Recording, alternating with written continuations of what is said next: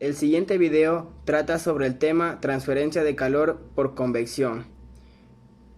La transferencia de calor es el proceso de propagación del calor en distintos medios. Existe transferencia de calor cuando dos sistemas con diferentes temperaturas se ponen en contacto. El proceso persiste hasta alcanzar un equilibrio térmico o igualación de sus temperaturas. En este video hablaremos sobre lo que es el método de convección de calor. Convección. Para que exista transferencia de calor por convección, tiene que haber un transporte mecánico o masa, además de una diferencia de temperaturas. La transferencia de calor por convección se compone de dos mecanismos. El primero es la transferencia de calor por conducción, debido al movimiento de las moléculas, o también llamado convección natural, o una diferencia de presión producida mecánicamente, o llamada convección forzada. Bueno, para nuestro primer experimento de convección de calor tenemos los materiales que vamos a utilizar, que es una fuente de calor y unas tiras de papel.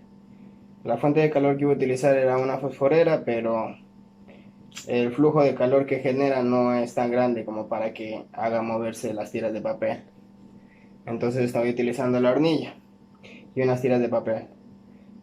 Entonces le ponemos las tiras encima de la llama y esta va a generar movimiento, lo que está simulando lo que es la convección de calor.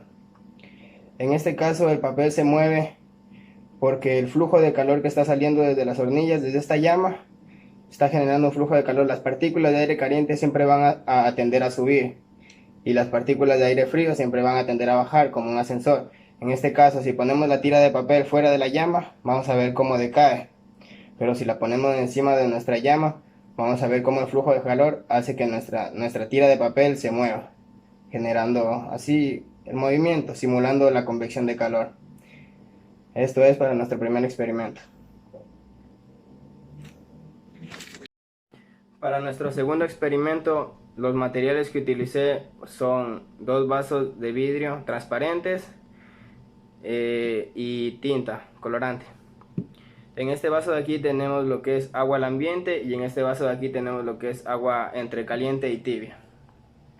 Voy a vertir la misma cantidad de tinta en los dos vasos y vamos a ver lo que ocurre.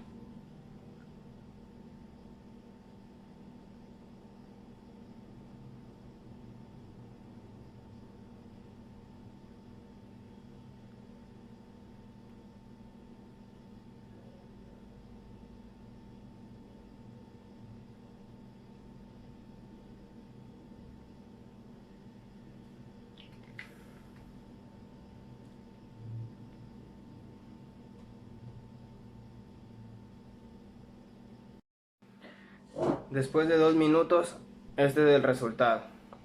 Lo que tenemos, el colorante, lo que es en el agua caliente, se disolvió más rápido.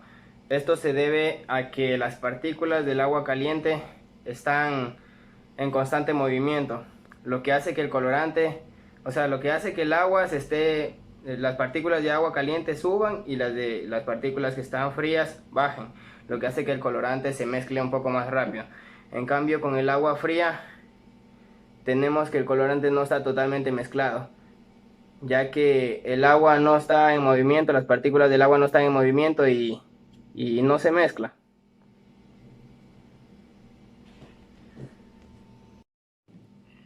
Para poder apreciar un poco mejor lo que es el método de convección de calor, hice este tercer experimento. Los materiales que utilicé fueron casi los mismos del segundo experimento, dos vasos de vidrio transparentes, en el de aquí tenemos agua caliente y en el de aquí agua fría. Voy a vertir unas gotas de tinta en el agua caliente. Ya una vez que vertimos el colorante, tengo la funda plástica, entonces vamos a poner este vaso encima del vaso de acá. Una vez que tenemos el vaso de agua fría encima de nuestro vaso con agua caliente con colorante, vamos a quitar nuestra funda para ver el método de convección.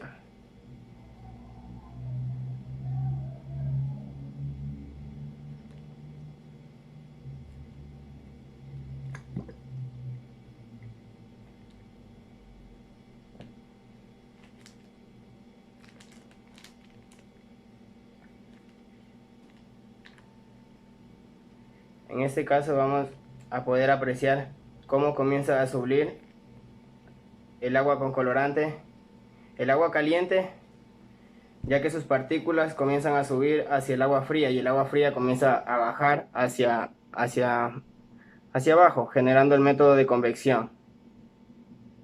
Aquí lo podemos apreciar cómo está subiendo el colorante.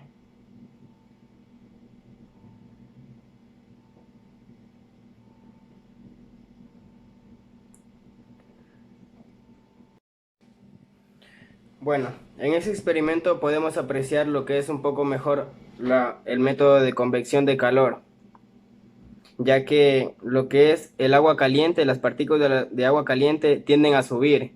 Entonces teníamos aquí abajo el agua caliente con colorante y aquí arriba el agua al ambiente.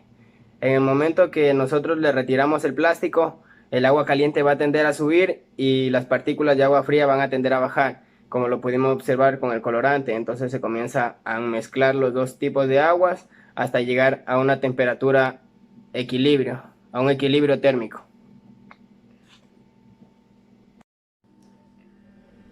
Como cuarto y como último experimento traje un experimento de convección forzada. Nos dice que para que exista convección forzada tiene que haber un agente externo que realice un trabajo para que así su convección, como la palabra misma lo dice, sea forzada. En este caso los materiales que utilicé fueron 2 tazas, ya que voy a utilizar agua caliente, y como agente externo el trabajo externo que vamos a realizar, un ventilador. A ver, vertimos el agua caliente en las 2 tazas.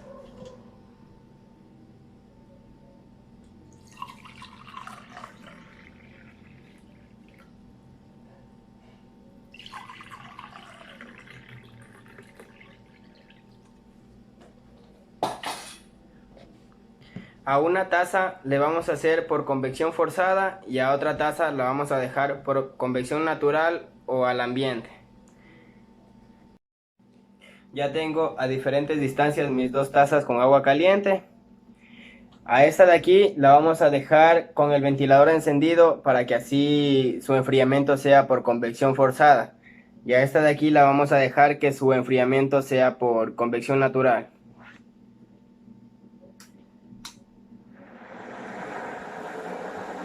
Entonces después de unos minutos vamos a comprobar la diferencia.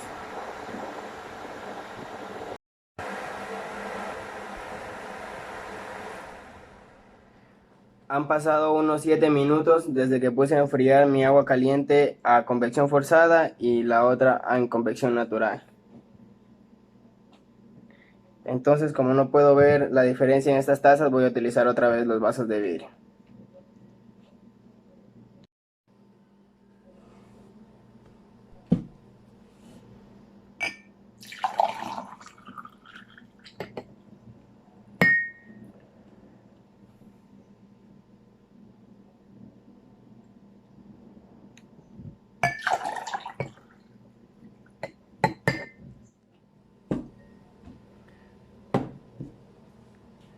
Obviamente nuestro vaso del lado izquierdo está más frío que el vaso de la derecha, ya que lo pusimos a enfriar con el ventilador. Como ustedes no pueden notar la diferencia, voy a ponerle un poco de azúcar y voy a disolver para que se den cuenta cuál está más caliente.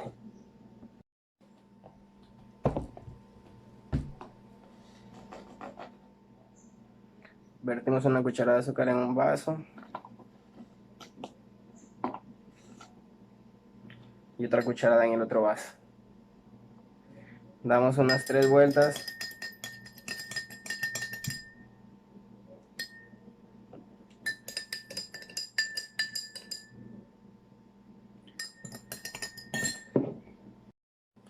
Como podrán observar, nuestro vaso del lado derecho, ya que está un poco más tibia el agua, nuestra azúcar se disolvió completamente, ya que las partículas del agua que están calientes generan convección de calor, generando que las partículas se muevan y haciendo que el azúcar se disuelva más rápido.